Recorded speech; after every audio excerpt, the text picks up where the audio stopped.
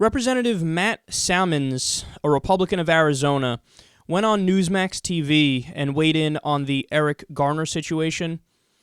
I think this speaks for itself. Be remiss if we did not begin our time together, Matt, by getting your reaction to the grand jury's decision there in New York. You know, the grand jury weighs all of the evidence in these kinds of cases. And JD, you'll have to remind me. I know you know this stuff like the back of your hand, but who was the prosecutor that once said you could indict a ham sandwich? Well, I think there have been numerous prosecutors who've said that. I've heard that from any number of lawyers that fact is true. The process of indicting is a pretty easy one, and so the fact that this officer wasn't indicted speaks volumes that it was clear to the grand jury that he operated under the scope of his authority, and he did, what any reasonable officer would have done to subdue somebody that was resisting arrest. And all I'm saying is that is the process by which our country operates, and justice was served. That's the way the process works. That was justice. He called it reasonable. He said, that's how a reasonable officer would act in that situation. I wonder if it was Representative Matt Salmon's son and it was caught on video like that, if he would have the same reaction. No, see, I don't even think that guy saw the video. The way he was talking, it was pretty clear he didn't see the video that the rest of us saw, where clearly even Bill O'Reilly can agree that should not have happened. That should not have happened. So how do you use the indict a ham sandwich point to say, well, clearly then it makes sense that he wasn't indicted because you can indict a ham sandwich?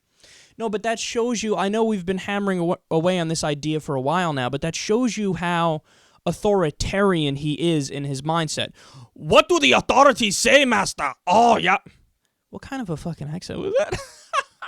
I was like half German, half Slavic or something. Yeah, I don't know what I don't know what I was going at there.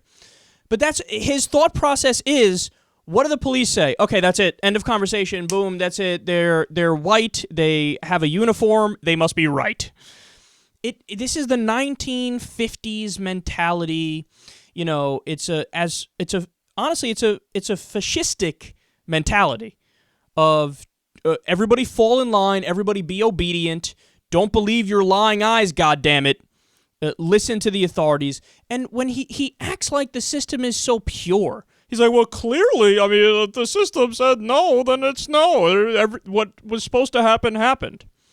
Well, as many people have pointed out, there's an inherent conflict of interest in the system because the prosecutor relies on the police for his job in every other case. So now, all of a sudden, when a cop does something wrong, he's going to turn around and go after that cop and then damage his relationship with the other cops, and they're going to affect his livelihood and his job. They're not going to do that. They're buddies. They're buddies. They're part of the same group, so they're going to look out for each other.